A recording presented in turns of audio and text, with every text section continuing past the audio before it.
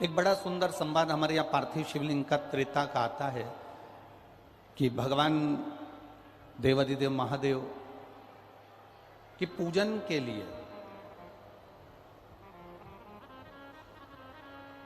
भगवान राम जी महाराज ने समुद्र के तट पर बैठकर एक बालू रेत का शिवलिंग का निर्माण किया और बालू रेत के शिवलिंग का निर्माण करा और उसका जो पूजन का क्रम प्रारंभ किया।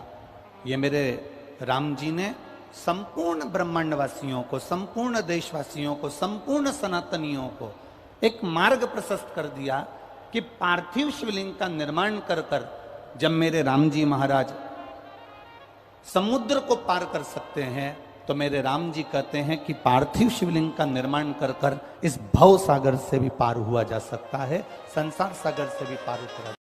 शिव जी के मुख से टपका हुआ राल, विष की राल नंदी चाट गया।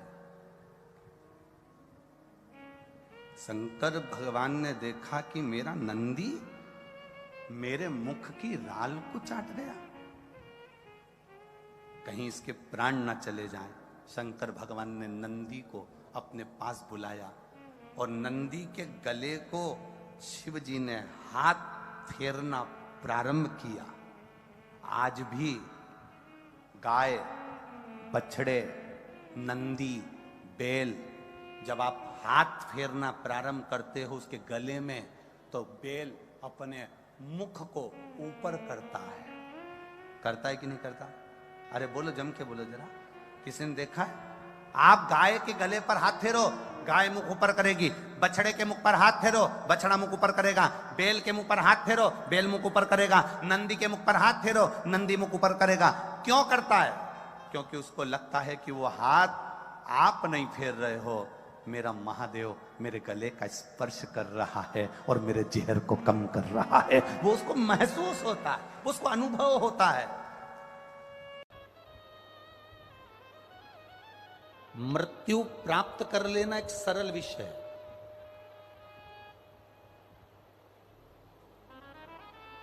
पर भजन कर कर, मंत्र जाप कर कर, भगवान की भक्ति को धारण कर कर अपने प्राणों को त्याग देना और मोक्ष पा लेना, ये एक अलग विषय है।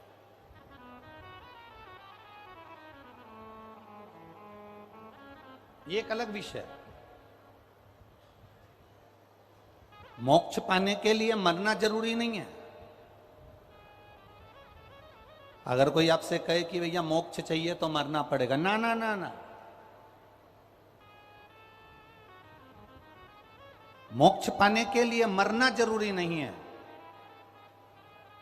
मोक्ष पाने का सबसे सुंदर तरीका है अपने आप को समझना। हम जो जिंदगी जी रहे हैं, हम जो भगवान की भक्ति में रमे हुए हैं, हम जो भजन में रमे हुए हैं, हम जो मंत्र साधना में रमे हुए हैं, हम जो माँ की सेवा में रमे हुए हैं, हम जो महादेव की सेवा में रमे हुए हैं, हम जो परमात्मा की सेवा में रमे हुए हैं, मोक्ष के लिए मरना जरूरी नहीं है।